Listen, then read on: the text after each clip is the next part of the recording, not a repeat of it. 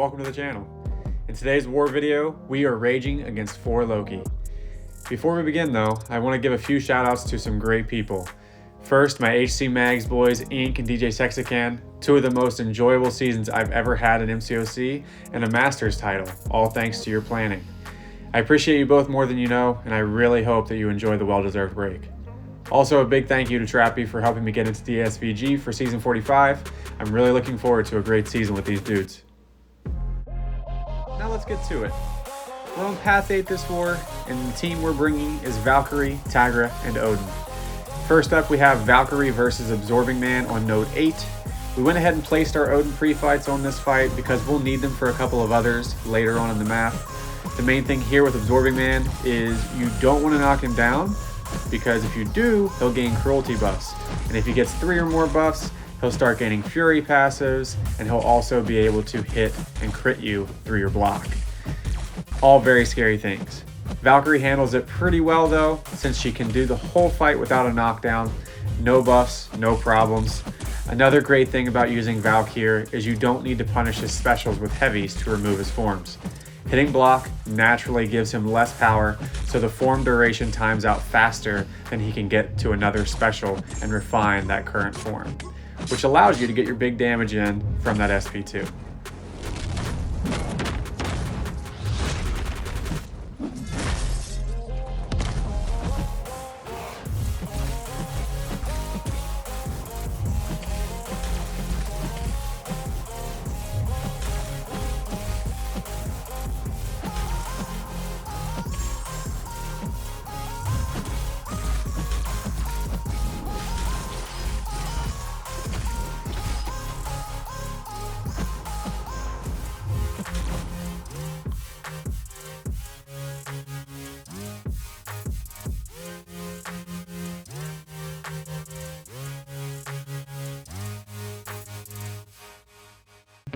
Next up, we have a pretty basic Tigra versus Galan fight on Node 17, which, to be honest, you've probably seen a gajillion times or more. As with any Galan fight though, we're just going to get into his special ones, heavy counter those with Tigra's miss, and then rip that fat special too. Neutralize and speed from Tigra takes away pretty much everything that makes this placement a threat. You'll see exactly what I mean just by watching this fight play out.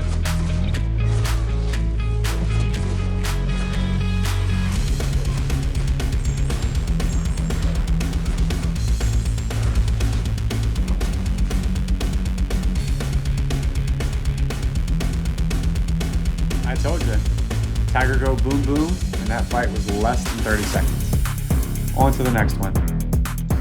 Alright, so that third fight on Path 8 was taken by an alliance mate with a better matchup. So now we have this thing on Node 35, which is Rich Get Richer, Force of Will, and Inevitable Power. The main strat here is to just have more unique buffs than Thing does for the entire fight, so that I gain the power from Rich Get Richer and Thing does not. That's extremely easy, considering we have Odin pre-fight on our Valkyrie, giving her those 3 Odin buffs, and then she has her own buffs as well. So we're always going to have a large amount of buffs on us at all times, making it very, very easy to always win that power race. Valkyrie also counters Things unstoppable, so as long as we have that Pierce buff active, no unstoppables to worry about. We can just keep hitting him, completely ignoring that, so that takes that out of the way as well.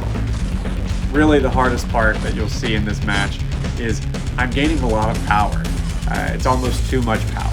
So I'm just throwing those special 2s as quickly as I can whenever I get an opening, because I really just don't want to push to a special 3. Wouldn't be the end of the world, but it would make this fight a little bit longer than it needs to be.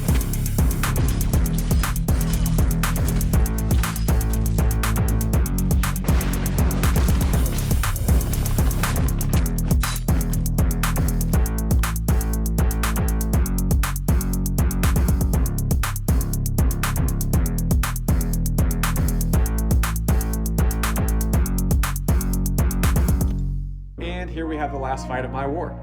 We have Clowns, Jessica Jones on Node 45. That's Hazard, Shift, Bleed, Shock, Conflictor, and Crumbling Armor. Not many options can take this fight safely, to be honest, but Valkyrie is definitely one of the better counters to Jessica here because she can bypass it unstoppable. This is usually a fight where you want to hit block the entire time to avoid the hazard debuffs, but also maintain that armor break debuff on yourself so you have that constant willpower healing. But I was actually lucky enough to have Odin on my team, so that Odin shock free fight is clutch in this fight. It actually allows me to hit Jessica while she's in her shock phase, so those shocks stack on me and I get healing from them rather than damage because of that shock resistance. Very, very big. It takes away one of the biggest risks in this fight, which is actually getting cornered by Jessica Jones. If you get cornered by Jessica Jones on this node and you don't have the ability to hit in any of her hazard phases, it's a bad day, because you can't parry because of Conflictor, you can't hit her, otherwise you just start melting. It's usually really bad, and it's tough to find that opening to get out of the corner if she ever gets you to the wall. But with this pre-fight, it allows me to have that sense of safety. If I ever do get cornered, I just wait for that shock phase, dex those heavies against the wall, and then I can actually hit her when I get those openings and push her back away from the wall, as long as I'm in shock phase. So that's very helpful. But thankfully, we didn't have anything happen like that for this fight. It's just really nice to have if you ever do get into that situation, because to be honest, it will happen. I actually had a war with HC Mags last season where it did happen against me. I did not have the pre-fight, I got cornered. I had to end up hitting her in her hazard phases to get myself out of the corner, and I only left that fight with 1% health. It still haunts me. So I was very, very happy that I was able to fit Odin for this fight, and that just made it a lot less stressful for me to take it. And that is the end of War 1, Season 45 for me. I'm quite pleased with the first war of the season with DSVG. I only had 4 fights, but they were all clean, and that is good enough for me. Just happy to be doing my part. Unfortunately, we did end up taking a loss this war against 4 Loki. We had 5 deaths to their 2.